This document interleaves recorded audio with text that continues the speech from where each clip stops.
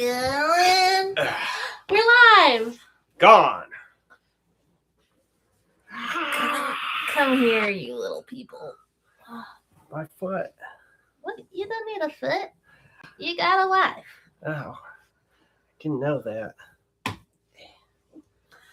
Welcome to the Holler Horror Hour. I'm Benzie. And I'm Devin.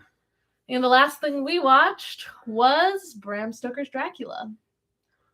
We will inevitably also talk a bit about Nosferatu. And Dracula. And probably vampires in general. Yeah, that could be a good place this could go. So, Devin thought we already did this movie. I did. I know we've watched it. We try to do like October horror fests, and I'm sure what I might be thinking of is that there was a previous October after we moved from Michigan where I think there was another one where we also watched Bram Stoker's Dracula. I really think it's been a while since I've seen this movie because I didn't remember that it starred Keanu Reeves. I thought it starred Ewan McGregor. I mixed it up with the other early 2000s vampire movie. Remember? Yeah, I remember that, but that's not. I don't think that's because that's because it's been a while. I think that's just because you've got a bad memory for movies, a bad memory for media in general. What happens to Gus in Breaking Bad? He dies. Well, I'm spoiling it for people. Oh, our podcast, as always, is heavy, spoiler heavy for everything mentioned. Fucking 12-year-old show. We're spoiling it. Also, I don't have a disease. My hand is orange from processing turmeric for the last couple of days. It's also not Cheetos. It's radiation. No. It's roots. I'd forgotten exactly just how much of a fucking fever dream that movie really is. Yeah. It's like I think it's one of those things where it's very fast paced with like just random shit in there. That's like, wait, what? That doctor's fucking needling up on something. Like, yeah, he's just taking morphine casually. Yeah. Like, so it has a lot of sequences like that, and I think more so this time I realized just how much of like how strange the movie kind of is in and of itself, because it just seems like they're trying to just fit scenes from what I've understood is a very long book. Yeah, which we're both feeling motivated to read the book now. We own a copy of it, we just never read it. So yeah, it felt like a lot of that was just we need to get this part from the book in here and this part from the book in here and all of these things. Like, wait, we don't have time to like go anywhere with this, but it just has to be there because like that's what the book had, you know. You know what movie I'm thinking of that I feel like might have the same like emotional experience is The Ninth Gate with Johnny Depp. Do you remember that movie? Not very well, more or less. I haven't seen that in forever. I want to watch that because I'm feeling like that fever dreamy feeling of the early 2000s horror. Yeah, that would be a good one. And I haven't seen that so long. And that movie, both these movies were actually like very awakening to parts of me, if you know what I mean. Like Dracula's wives coming out of the bed, taking over Keanu. I remember being 9 years old and being like, that's exciting. I'd buy that for $1. And in The Ninth Gate, there's a scene where they're having sex in front of this like burning down castle with their silhouettes in front of the fire. And I remember having a similar feeling about that. Yeah. Like both of those were pretty spectacular scenes. I would say that like it does.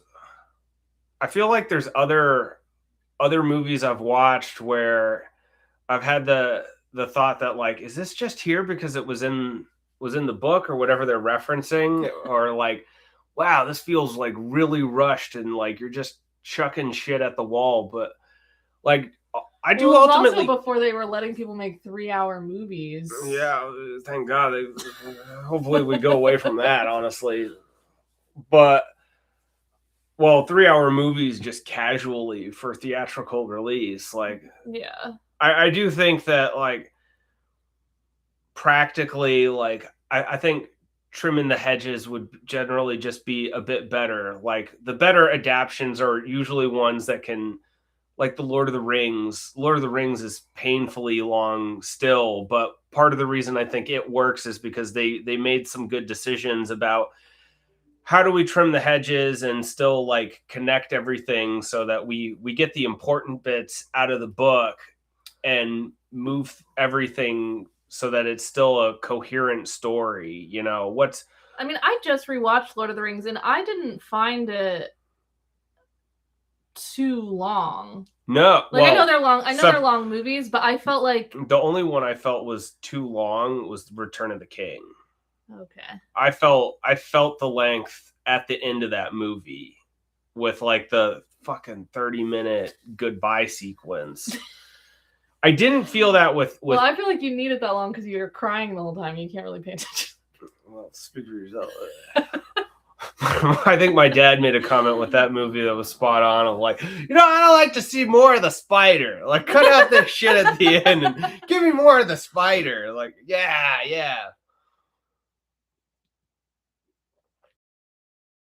I didn't feel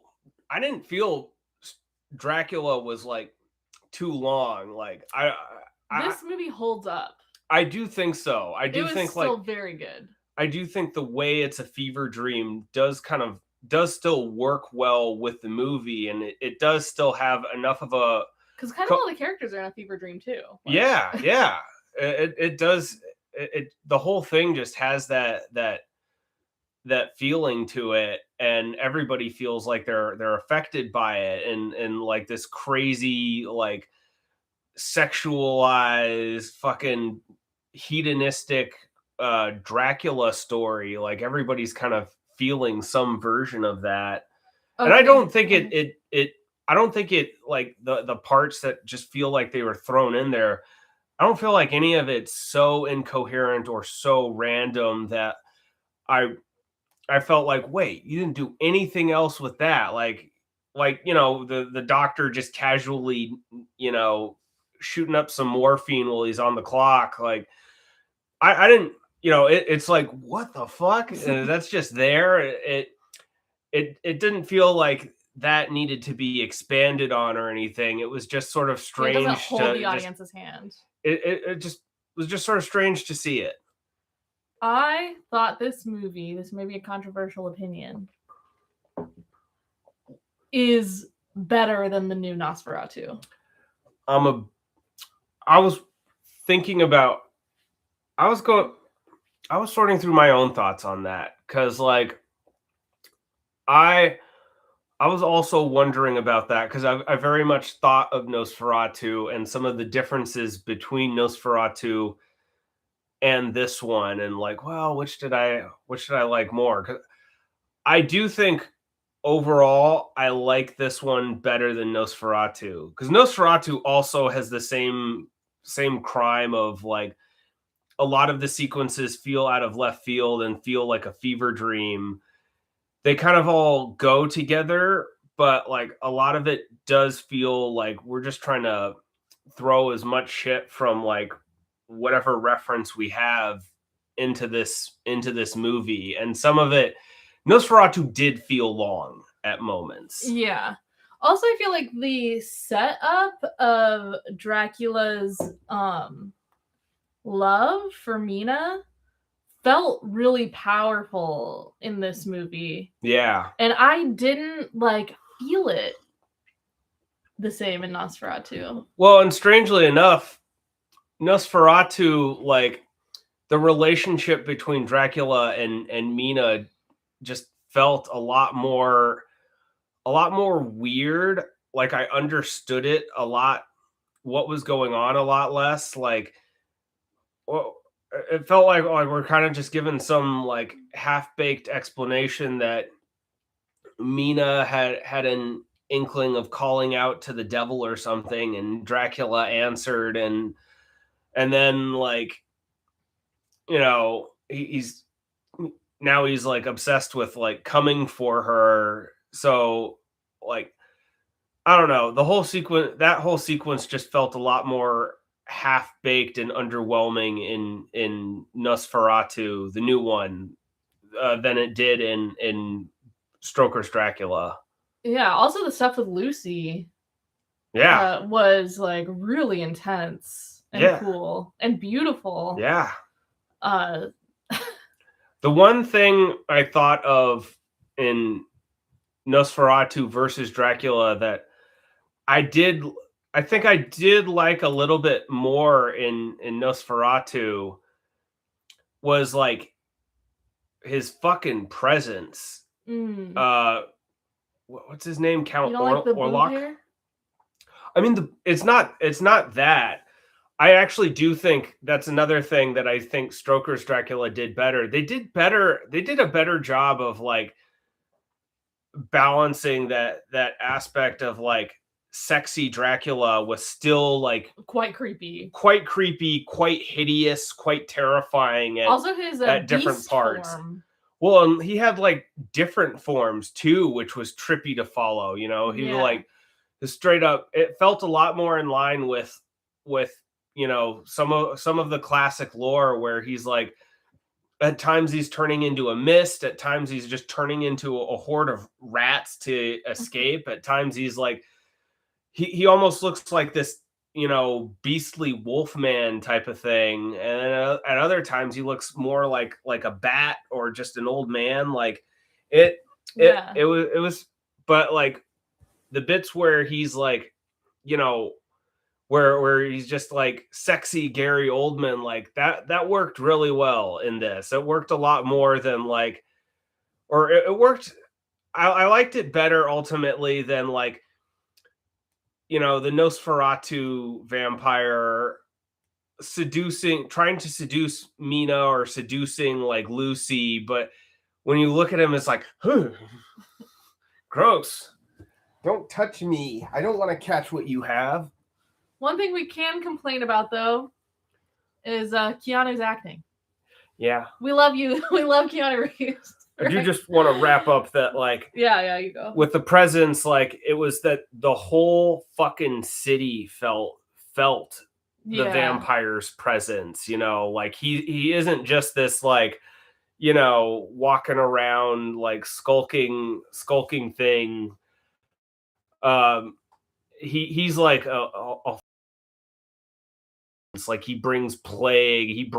He brings of death. Like in Nosferatu, I did like that scene where his fucking hand like reaches over and shadows out the moon as he enters the town. Like that was fantastic. Yeah, I kind of forgot about that. I appreciate you bringing that up. In Stoker's Dracula, it didn't seem like it's like he's like a world-ending type of threat or anything like that. Yeah, he kind of just felt like the thought did cross my mind of like, just let him go back to his castle and fucking simper and whine. Like, who gives a shit? Like, he can stay there. He can have Mina too. Like, she's just one person. It's not like he's hurting the whole city or anything. Yeah, and it seemed like she wanted to be with him. Yeah. So that was something I actually didn't love in the movie though, was I felt like his love for Mina is supposed to be like very special and individual, right? Uh-huh. But there was a way that she was reacting to him that felt the same as like Lucy or like any other woman he might magically seduce. Right. And her love for him in return didn't feel like an awakening of an ancient thing inside of her. Yeah. It felt like normal vampire seduction. And I wanted her to have like just like a more I guess memory of her past self rather than just like Dracula seduction.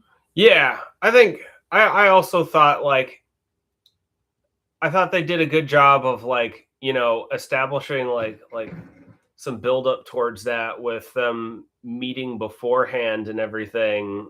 him going to find her and, establishing some manner of relationship between the two of them beforehand to like, make the turn a little more believable. But I do think you're right. When she turned so hard that like it was it did feel a little bit like a little difficult to buy. Yeah.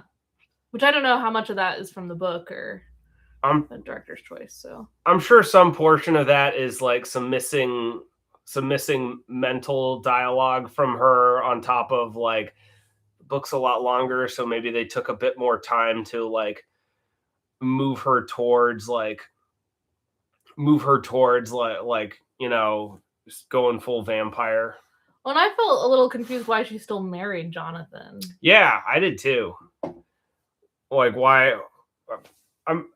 Yeah, that felt like a piece that was missing. Is she just conflict avoidant? It did feel like when she met her prince, she didn't really give a shit about Jonathan. Well, she still seemed excited when he finally wrote her a letter. Yeah. I don't think it was that she didn't give a shit, but I would have loved to see more like of her conflict experience of being in love with two men. Yeah. Something like that. Yeah, something. I guess like maybe she didn't, not that she didn't give a shit, but like just she didn't overall she didn't seem all that excited about Jonathan. Like I didn't get the sense. When he left, he was young and hot, and when he came back, he had gray hair. He was the only one that ended up with gray hair too. Like I didn't notice anybody else getting gray hair other than Jonathan. I actually didn't like, or I don't know, maybe there was like a magical thing that was draining him, but I imagined until his hair turned completely back to black once Dracula died. I thought his hair was turning gray from like trauma and stress. And so there was a way I actually felt mildly disappointed by his hair just going back, that like I didn't notice his hair going back, actually. As soon as Dracula died, his hair was pitch black again. Okay. I figured that was just maybe a continuity error or something.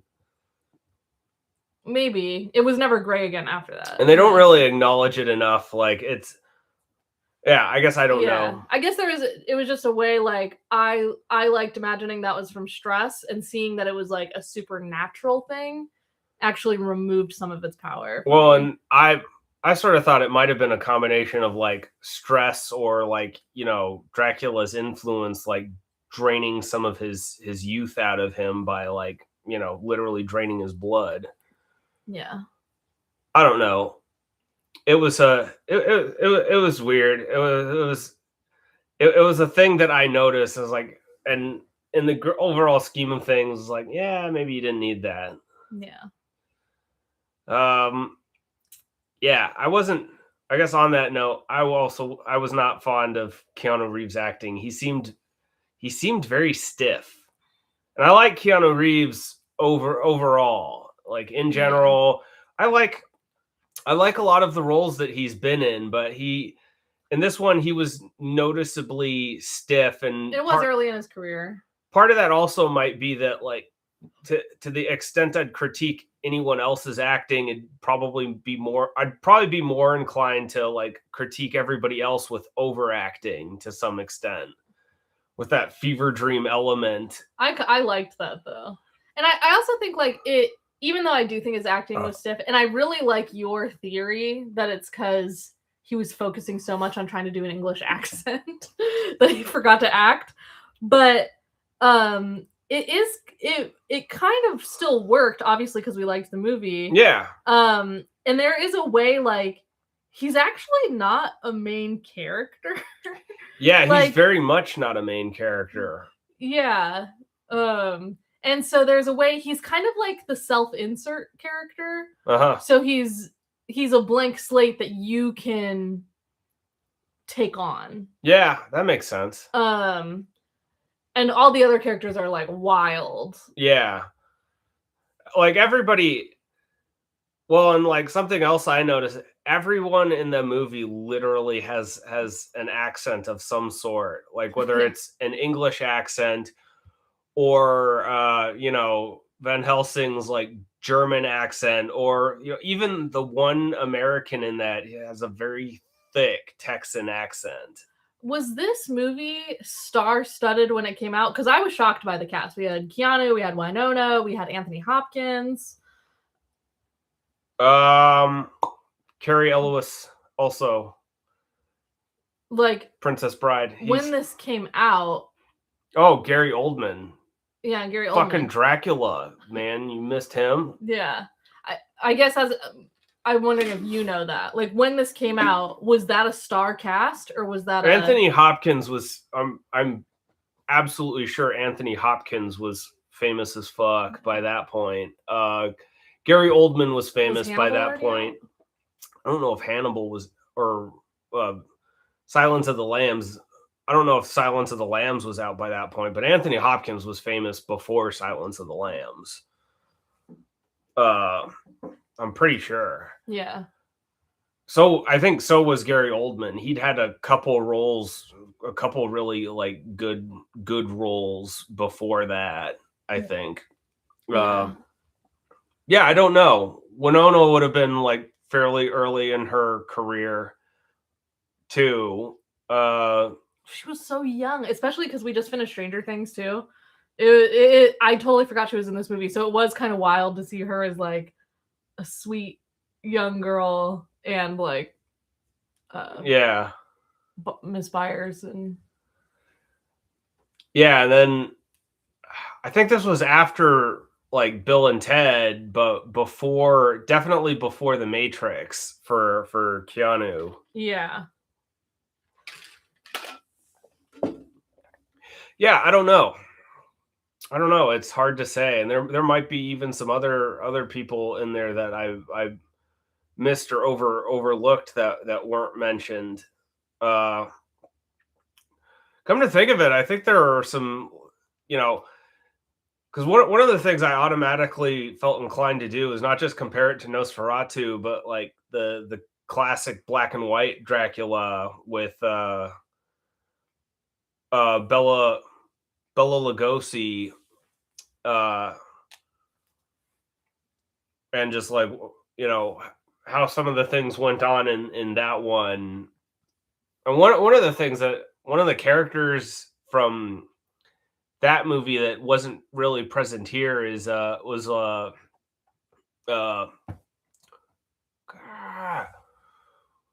the father. Lucy's father was a character, and he wasn't in this at all. I do want to say something I really appreciate about the movie was with Lucy, of like the men that all wanted to marry her, recording her. I feel like it was shown that she had genuine friendship with them, because even once she chose one to marry and when she became like utterly unfuckable, like everybody was still there to support her. Yeah. And there was something about that felt like I don't know, just like, oh, she had built like true caring connection with these men and wasn't just a box to fuck. Yeah. Yeah. Yeah, that's good. Yeah, that was really nice.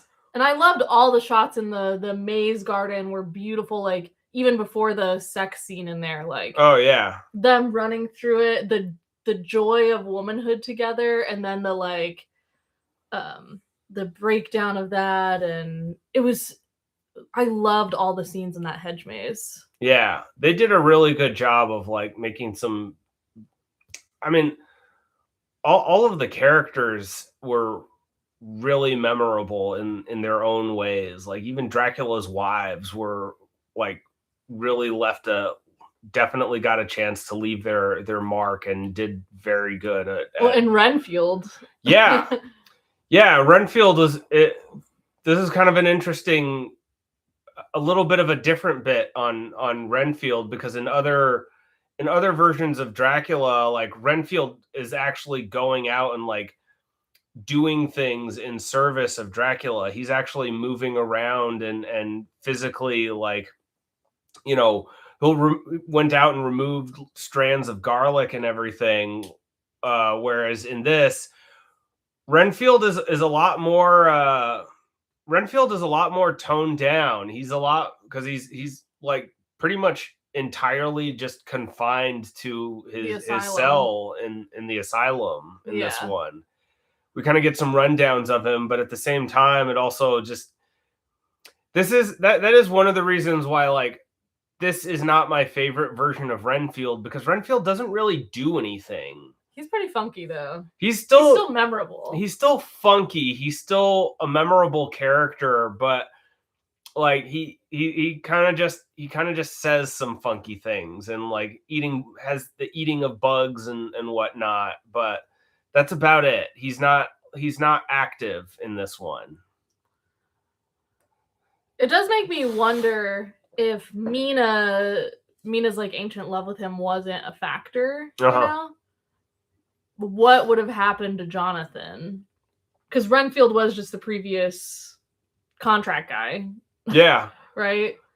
Well, actually, that brings up its own thing, like, because in other versions, like, I think Van Helsing interacts with Renfield in some way. Like, they do figure out that, like, Renfield's a servant of Dracula. Let's talk to him and see, like, what's going on. What is he plotting? What can we get out of Renfield? And like, oh, I'm also thinking of, we did a Dracula play in high school theater. You're so cool. Thank you. I was Renfield. I can see that. Wait, can you do a line or a scene? Oh man, I don't know if I can remember any. I don't know if I can remember any lines, but I had the laugh, the like.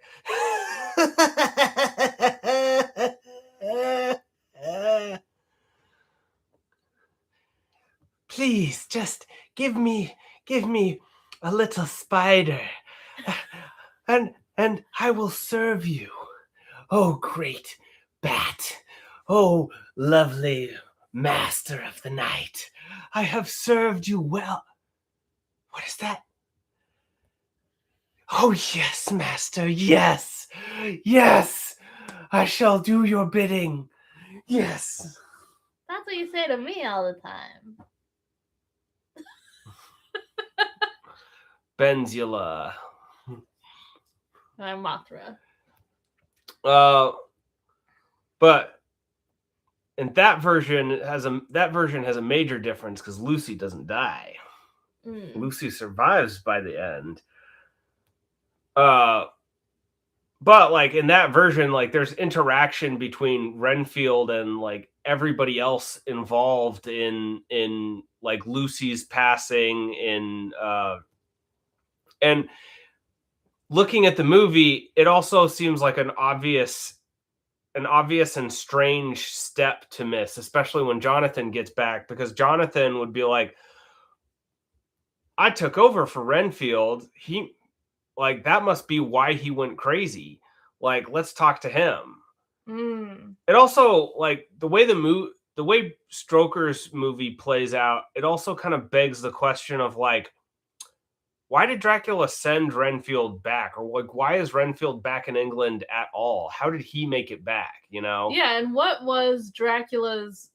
If Dracula wasn't trying to get Mina, why was he trying to come to London? Yeah, that's a good question, too. Like, would he have... What were even his motivations? He was fine in a castle. Well, yeah, they don't really go... They don't really explore that. I feel like the book must.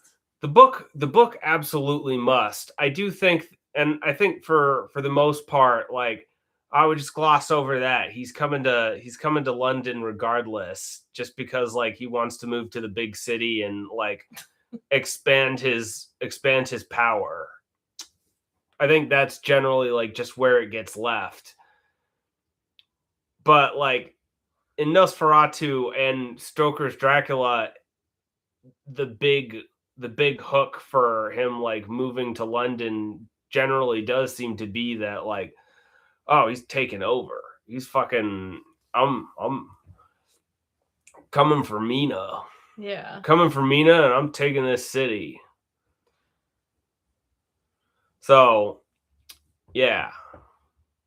I did think it was interesting too that he ultimately fled London when they like came after him.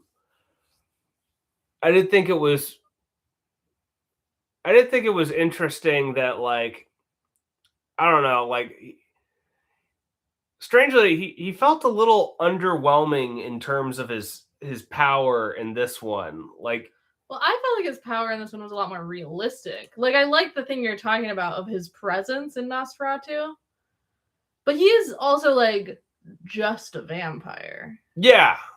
Well, and like that's where I'm kind of unclear on like, because I feel like different mediums like play him off as having different amounts of power. Like some stories go full like, nah, he's the devil incarnate. You know, sunlight doesn't affect him. Wooden stakes through the heart don't affect him. Like, how do you kill this motherfucker? Yeah. Like, he's super strong. He's basically like just a super villain a super villain that drinks blood. Yeah. Like, and in Nosferatu, thinking back, like they kill him by like Mina. Part of the reason I bring that up is because in like Nosferatu, what they ultimately come to is the only way we can kill him is if Mina distracts him long enough by letting him drink her blood, distracts him long enough where like he's up past his bedtime and burns to death, right? Yeah. But in this, it's like, nah, we know where he lives. Let's fuck up his house, and we're gonna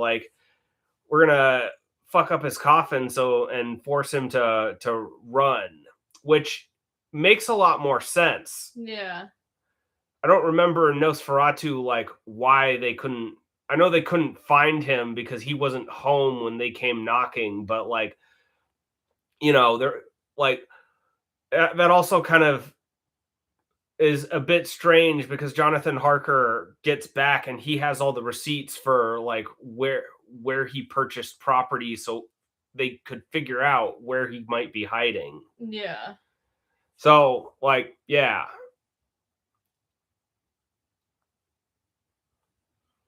Yeah. Yes. Yeah. Something that's coming up for me now is that opening scene where his OG wife that Mina's reincarnating, when she kills herself, and then, which also made me think, I wonder if that jumping scene in Poor Things was actually a reference to this, because it felt very resonant. But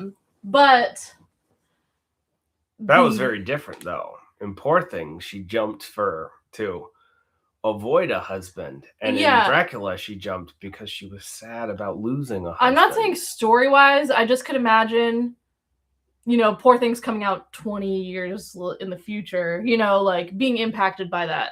Yeah, no, yeah, I get you.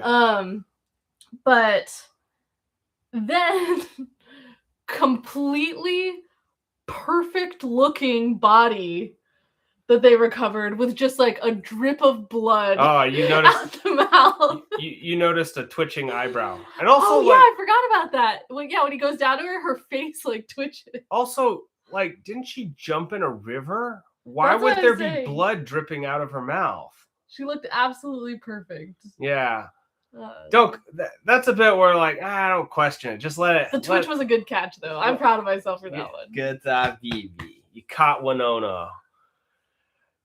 I do like the sequence overall, as the whole thing adds to like the fever dream, and it creates the setup and the motivation for like, him pursuing Mina, and it even like provides like a pretty good origin for like where Dracula comes from.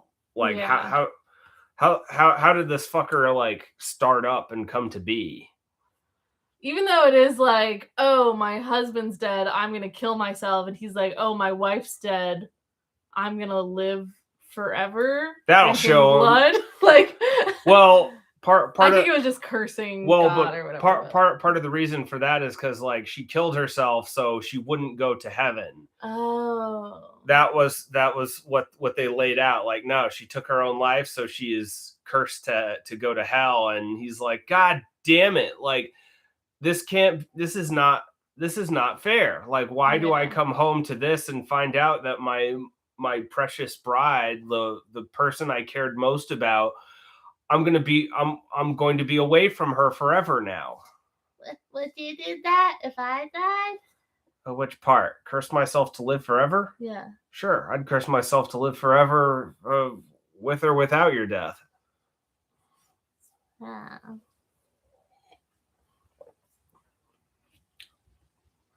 Well, I'll be a thing of evil for immortality. Sure. I could find a couple people that I'd be willing to eat. I'm sure I could make a list.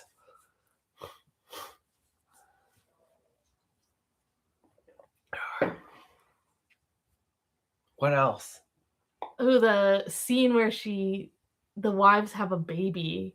Oh yeah. That was intense. That is one thing that definitely, I think that's part of where this movie definitely does like stand out from other vampire movies.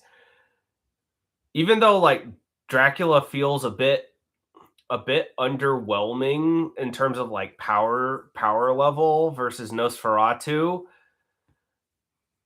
Or I wouldn't say underwhelming, but even though he feels a bit powered down compared to Nosferatu in the presence, this one felt a lot more terrifying, to be honest.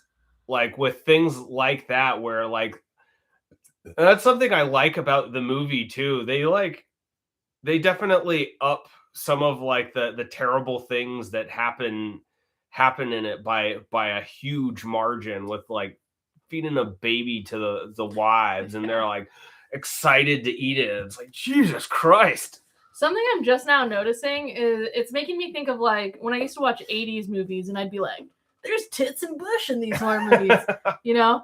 And then watching this from the early 2000s, it was definitely much more explicit than a modern movie. Like, I think we see ourselves as much more like open and liberated around sex, but actually cinematically, I feel like it has become a lot more conservative than movies of the early 2000s. Yeah, and I wonder if that's like, yeah, I don't know. I wonder if there were straight up tits in this. Oh yeah, there was lots of tits in that. And I don't remember a single boob in Nosferatu. Not one nipple. Well, actually, not like. Well, I'm there trying were to Dracula's think of nipples, I guess. But modern movies, and I can't like. Which maybe my memory is blanking because I have an opinion right now, but like I can't remember like a scene in a recent movie that made me go like, oh shit. Yeah. Like. Yeah, that's a good point. Yeah, and I wonder if part of that's just generally like trying to move away from like the over sexualization, or like, you know, well, and probably women are better advocating for themselves. Yeah, and like no, I'm not doing that. Yeah, I don't want to do that. Yeah. Oh, there's The Thing DVD. Well, yeah, I knew where it was. There's multiple other DVDs over there too. Oh, they're playing Get Out at the Loft. Yeah, you mentioned that. Oh, yeah.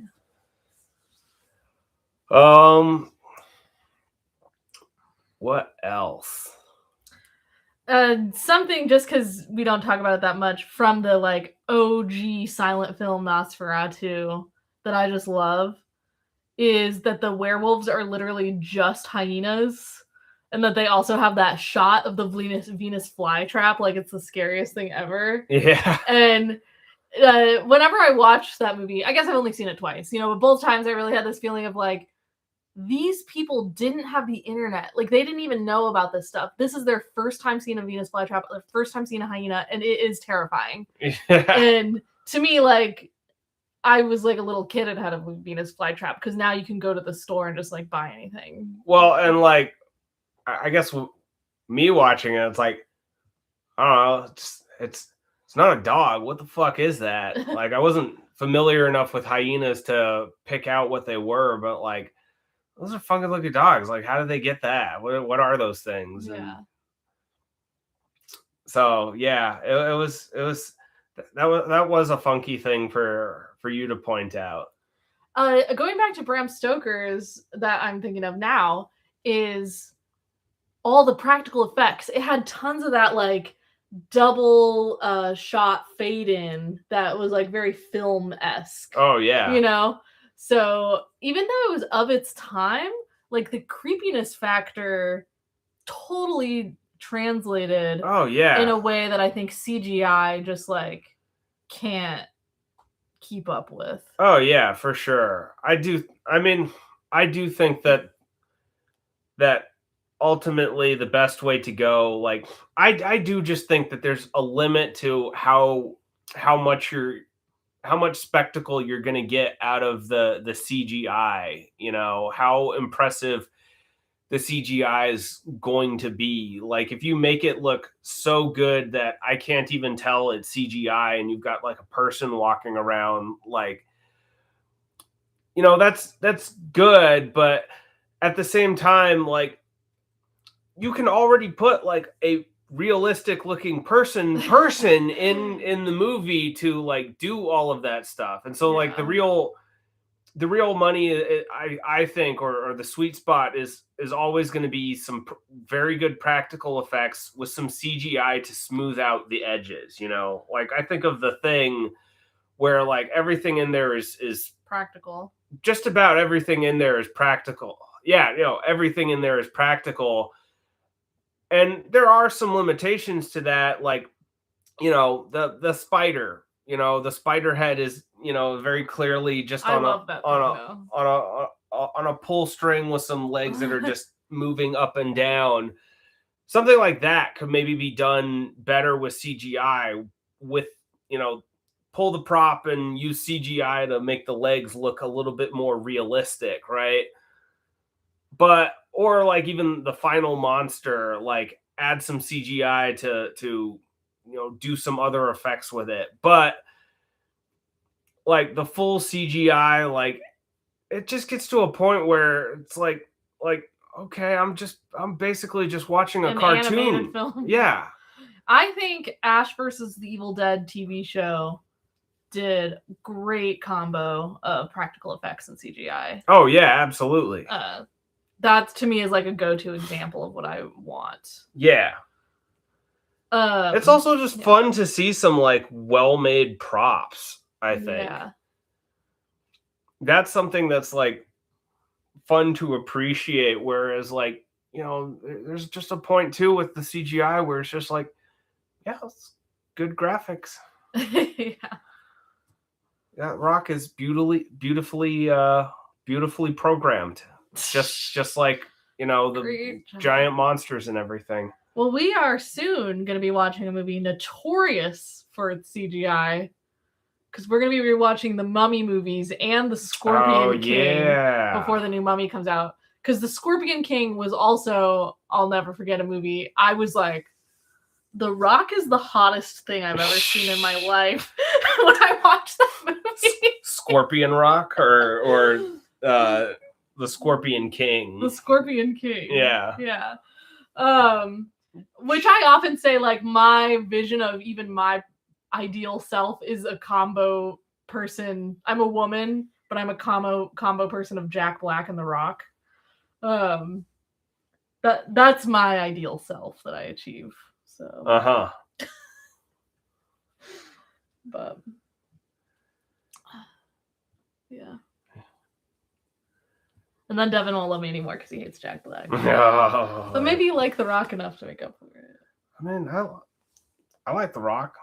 I think he's fine. I don't know enough about him. He's fine?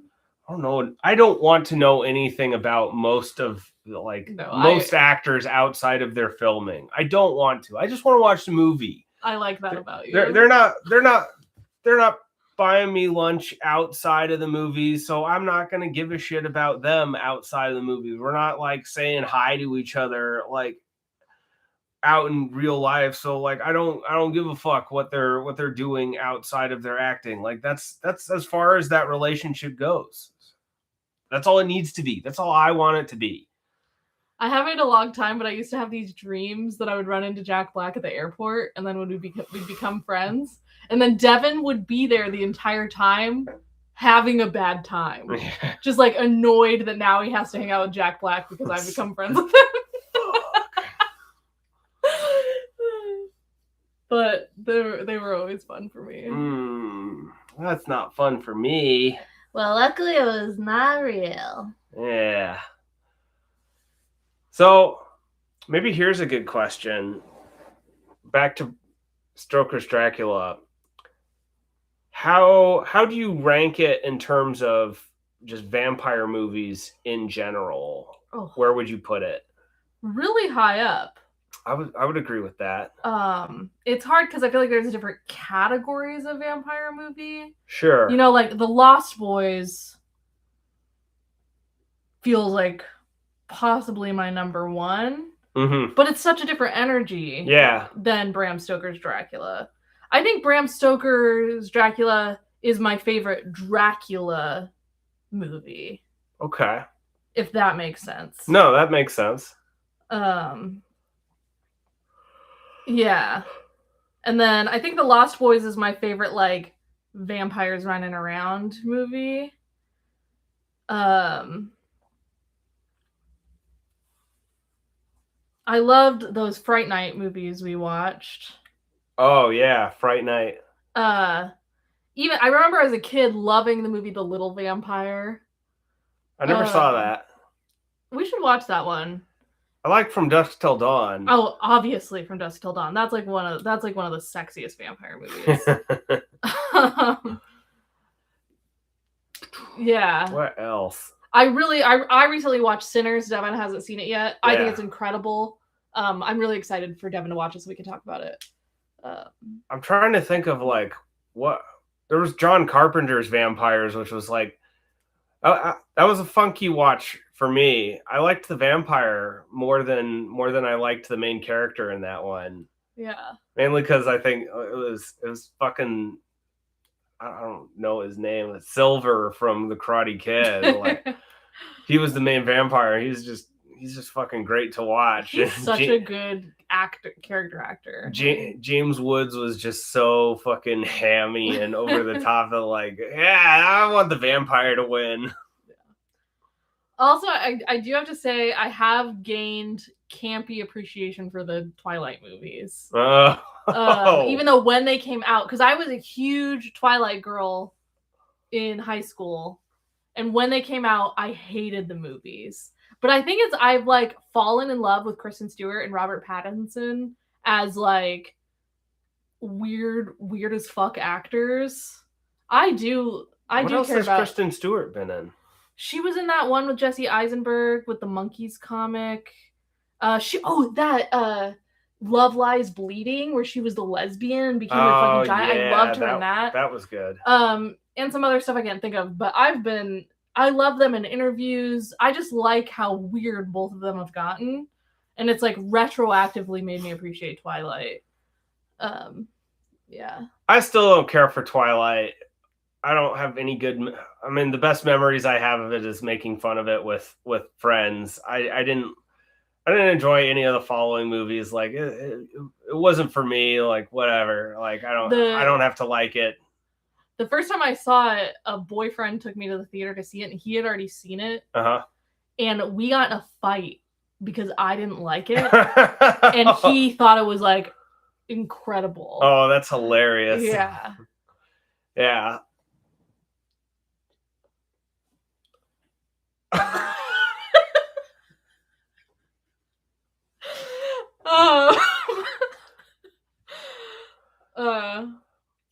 Yeah.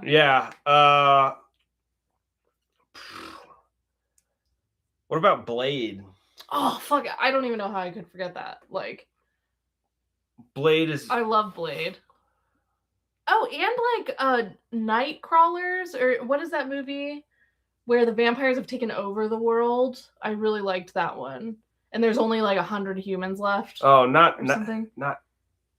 I do love the movie Nightcrawler with the like news filming one. Very, very different movie though. Yeah, but I can't think of the name of the movie yet.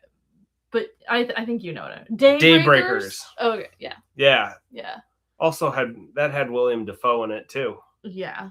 So good. I didn't care for Daybreakers. Really? Yeah. Hmm. It just didn't do it for me. I also feel like I'm missing stuff. Like I've seen there's I'm so many sure vampire there's movies. a lot more vampire movies that I've enjoyed. I guess you could throw in like Buffy the Vampire Slayer. Oh, I liked Angel. Yeah. I haven't seen I never saw much of Buffy the Vampire Slayer. I've never watched Angel, but I watched a lot of Buffy. Yeah, what else? I think my favorite vampire movie overall is going to be from I think it is From Dusk Till Dawn.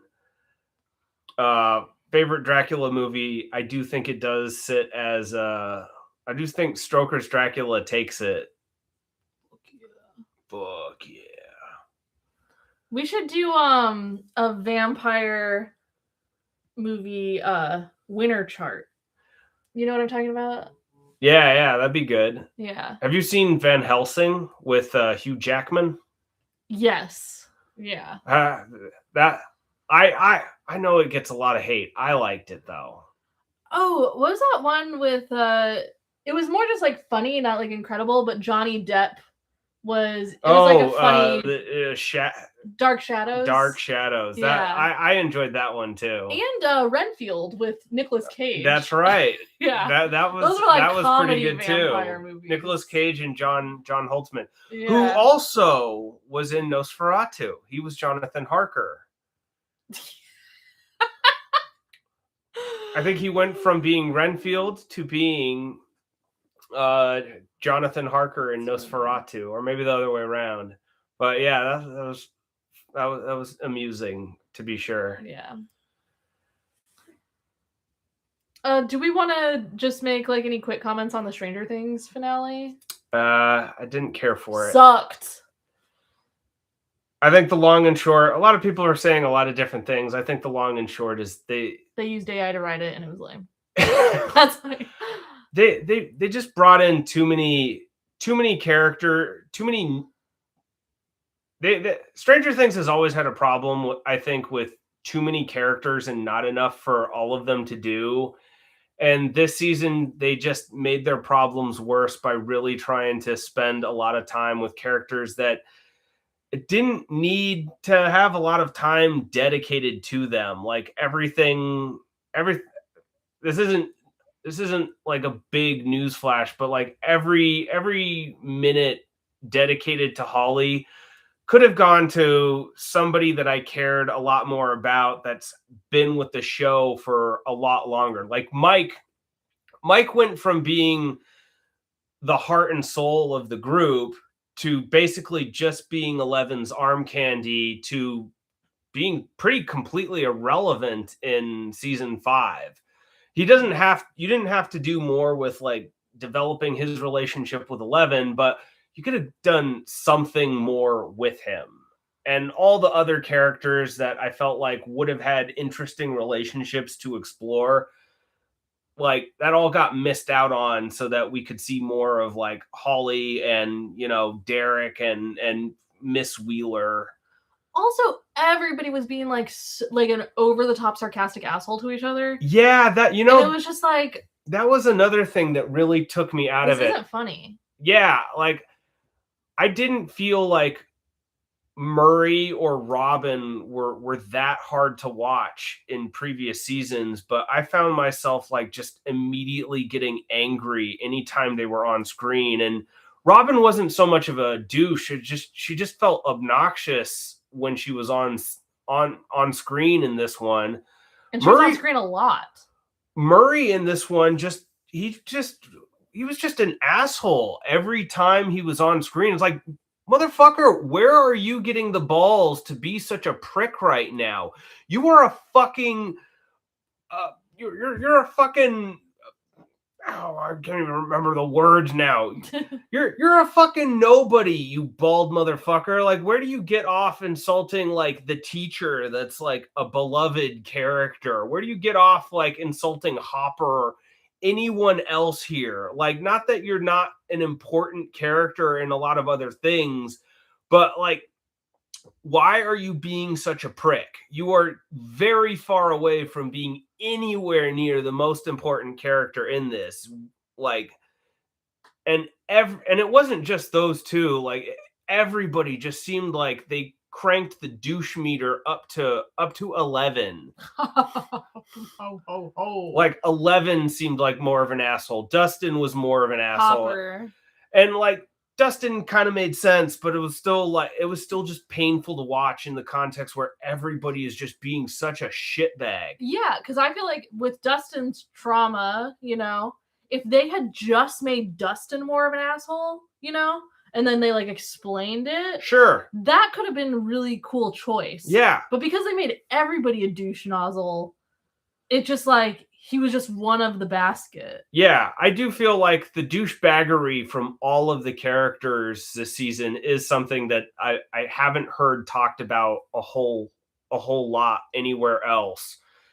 That really like affected my ability to want to watch the show, because it's just like, it just made a lot of characters that I was fine with previously. Nancy too. Nancy was also just some of the things that she said, the decisions she made, the way she went about things. Gun holder. Nobody else can have a gun except for Nancy. Yeah, like her like chastising Mike about wanting a gun. Like, whoa, what's your experience with a gun? Like, bitch, what's your experience with a gun? Like, who the fuck died that made you Rambo? Like, I don't see you at the gun range or anything. You're not exactly giving classes. And, it's like, why is she actively denying people guns when you're going to fight a fucking monster? Like, what is wrong with you? Also, this like final season of this show, which has had a lot of good seasons, like the most memorable moment for me is the dad not getting his bacon. Yeah. And ironically, like I was really upset, and maybe it's because like I tend to notice how dads very often get shit on in media, but like it really frustrated me that like he gets smoked by the Demogorgon and everybody forgets about him until nobody goes to the hospital to visit him. Nobody gives a shit. Nobody mentions him when he's in the hospital. It's like, for fuck's sake, like, come on. Like,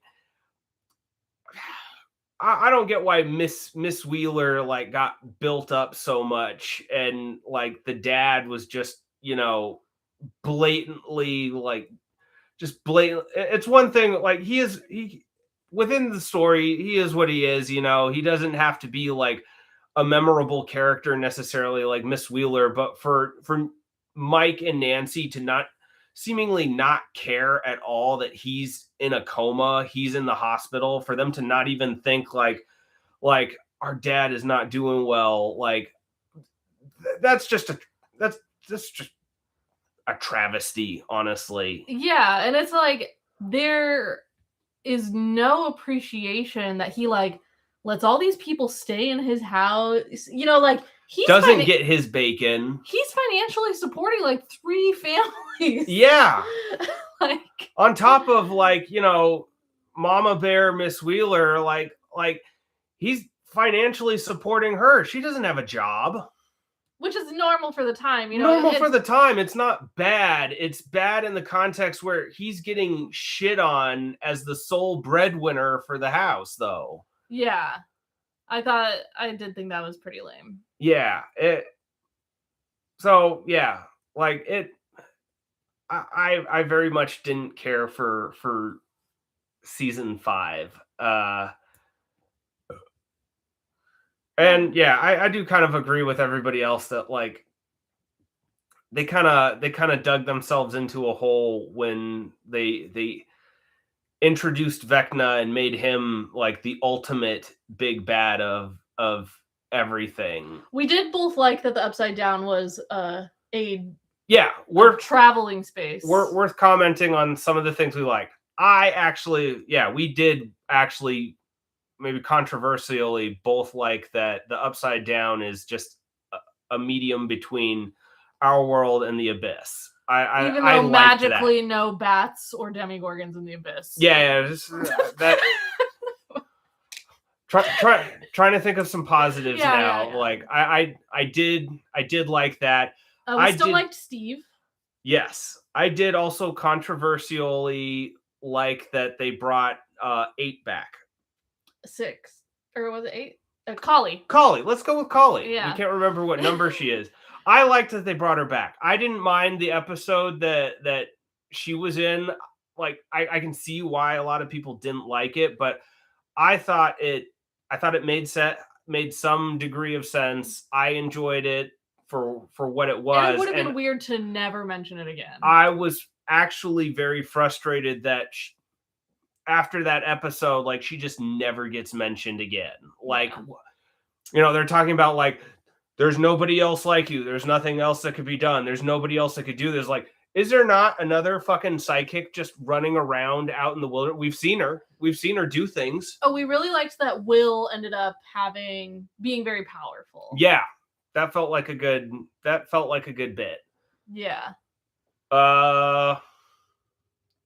Yeah, it's about it. It's about all I have. For that. Besides that you didn't like the blowing up part, the homage to Jurassic Park. Oh yeah. Was cool. The music was great. Yeah, music was still great. And we love the theme song. Yeah. So. Still love the soundtrack for the show. Yeah. But yeah. Definitely overall I don't have much nice to say. Oh, and we liked Derek. Even though they did introduce too many characters, like Derek was a fun character. Derek is a mixed one. I did like Derek a lot more than Holly, funny enough. Yeah. I'll throw this out too. I actually did kind of like that Vecna had a space in his mind that he was afraid to go into. A lot of people I've heard a lot of people shit on that as like, oh, well, that's oddly convenient, but I actually do buy that where like someone who's like, doesn't seem to be the most emotionally stable person has a spot in their mind that they don't want to touch. They don't want to go there. And, like, I don't care if all of my plots are going to be foiled. I don't want to face my fears. Fuck that. I'd rather die. Yeah. Like relatable. Yeah. I think it's relatable for most people, and it's definitely relatable for Vecna. Like, obviously what the memory is and some of the details around it has its own set of like, this is what scared you. But like, apart from that, I like the concept that that Henry has a space in his brain where that he doesn't want to go to. Yeah. So I thought that was good. I do not think they would have been able to get that Prince song if Prince was alive. No, I don't recognize which Prince song. When Doves Cry, it was like the Save the World song. Oh, it was? Anyways, I think Prince would have said no. Not being sarcastic. Yeah. I'm not savvy with who wrote what songs. Yeah. I stole my mom's Prince CD when I was a kid and was listening to Darling Nikki over and over again. So that CD is like burned into my brain. Oh, one more thing I'll defend. I like the ambiguity of Eleven's death. I liked that too. Not necessarily a fan of 11 having to die or anything, or the way that was executed, but the fact that with the way it was done with her choosing to die and like leaving that ambiguous bit, I like it. Yeah, I liked that too. It's fine existing as just Mike's headcanon. In the show, it's never given as anything more than necessarily Mike's headcanon. Like, that's up to you as a viewer. And I feel like most people are just hating on it because, like, I think most people do feel a certain way about ambiguity, but like ambiguity in and of itself is not a problem in film. Like, yeah. Anyone who thinks otherwise, like, you need to remove that from your narrative because it's not true. I can almost guarantee that, like, there are other times where people like don't handheld the audience. Like, you can leave some ambiguity with this. Like, fuck that. Like, no, that I think that being ambiguous was fine. What do you think of the ambiguity in God, of course I can't think of it now that I want Inception. At the time, I wasn't a fan of it. Now that I'm a bit more removed from it, it's fine. It's fine that they kind of just leave it. Like, they kind of show enough of it. I kind of wanted to know at the time, like, just confirm that it's not a dream, because I really just wanted that happy ending. But at the same time, like, I can also just appreciate that, like, you don't really need it and it doesn't really matter. I love watching movies with you. I love watching movies with you. You're not just my friend. You're my best friend. You're my baby. I love you. All right, like, comment, subscribe. What do you want us to watch next? All 0 of you. What do you like about us? What do you hate about us? Let us know. Emphasize what you hate about us. Oh, can I? No. End stream.